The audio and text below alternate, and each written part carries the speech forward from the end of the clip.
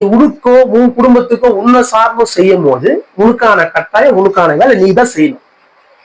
அதுல எந்த சந்தேகம் வேண்டாம். அதுல ஒரு நிம்மதியோ அதோட சந்தோஷம் நீ பெற போற, பெற்று இருக்கிற. நீ உணவு சாப்பிட்டப்பா சுகமா இருந்தது சொன்னியா, உனக்குள்ள ஒரு உற்சாகம் வந்தது, சத்து உள்ள போனோன்னு, அப்போ ஒரு சந்தோஷமா இருந்தாப்பா செம்மையா சாப்பிட்டு ஒரு பத்து நிம்மதியா தூக்கம் வந்ததா, நீ செஞ்சதுக்கான எதிர்வினை அனுபவிச்சியா?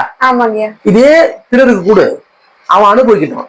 அவன் அனுபவிச்சானா அந்த அனுபவத்தின் பேர் உனக்கு வந்து சேரும். ஏன்னா அதுக்கு அந்த காலம் நீ உனக்கு நீ சாப்பிட்டு நீ என்னென்ன அனுபவிச்ச, அதே ஒருத்தனுக்கு கொடுத்து அவன் அனுபவிக்க நீ வச்ச. அப்ப அந்த அனுபவத்தின் வெளிப்பாடாக உனக்கு ஒரு அனுபவம் கிடைக்கும்.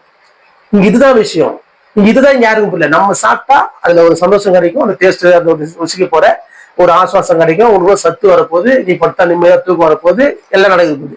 நீ சாப்பிட்டது அவுட்புட் இது எல்லாமே. இப்ப இதே அவுட்புட் இன்னொருத்தருக்கு கொடு, அவரோட அவுட்புட் ஒன்று இருக்குது. அவர் அவுட்புட்னா அதே ஆனந்தம் அவருக்கு மகிழ்ச்சி வரணும். அப்ப அது நம்ம அவுட்புட் போறோம், அது உனக்கு கிடைக்கும். இதுதான் நம்ம எல்லாருக்கும் வேணும். இதுதான் நம்மள அறிவாகவும் நம்மள பெரிய மாற்றத்துக்குள்ள கொண்டு போற விஷயமாவும் நம்மளுக்குள்ள அன்பு அதிகமாகறதுக்கும் ஒருமை குணவளர்க்கறதுக்கும் பெரிய வேலையை பார்க்கறது. அதனால தான் சொன்ன, நீ எது செய்தாலும் பிறருக்கு செய்ய முடியாதுப்பா, எல்லாம் உனக்கு தான் செய்ய முடியும். அப்ப நீ பிறருக்கு செய்யறது நீ ரொம்ப ஆழ்ந்து செய், ரொம்ப ஊன்று செய், உண்மையா செய்.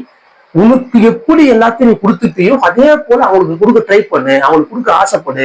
அப்படி முடியலாவது உணர்வுபூர்வமா ஒரு கற்பனையாவது அது அதிகமா நினை, பிறருக்கு நான் கொடுக்கணும், இல்ல பிறர் யாருன்னா அவங்களுக்கு முடிஞ்சவங்க அவங்களுக்கு ஹெல்ப் பண்ணணும், இந்த மாதிரி சிந்தனைக்குள்ள கொண்டு போங்க. அந்த எண்ணத்தை அதிகப்படுத்தணும், அது போதுமானது உங்களுக்குள்ள ஒரு பெரிய மாற்றத்தை கொடுக்கும்.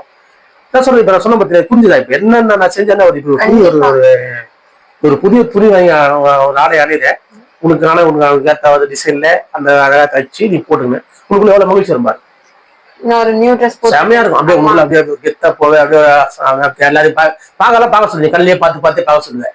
அவனை ஏன் பார்க்க சொல்ற, நான் விழாக்கா ட்ரெஸ் போட்டு பத்தியா செம்மையில நல்லா செட்டு கரெக்டா அப்படி உன்னை நீ பெருமித பத்திர. நீ செஞ்ச செயலுக்கு எதிர்பாதமான ஒரு செயலை உனக்கு நீ நல்லா பார்க்கணும், சூப்பராக சட்டை செம்மையா அப்படியே உனக்குள்ள அப்படி ஆனந்தம் பொங்கினே இருக்கும், இன்னொரு மகிழ்ச்சி வந்துனே இருக்கும். இந்த மகிழ்ச்சி எவ்வளவு நேரம், அந்த ஒரு நாள் இல்ல ரெண்டாவது ஒரு நாள் அவள் அதோட அந்த மகிழ்ச்சி போற போயிடும். இதே சட்டையை இதே ஒரு துணியை பிறருக்கு வாங்கி கொடுத்துரு.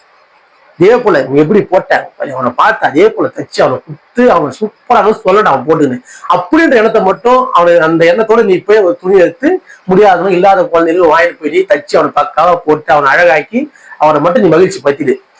அப்ப அதுல இருந்து வரும்போது ஒரு அவுட் புட்டு, அதுக்கு ஏழையே கிடையாது.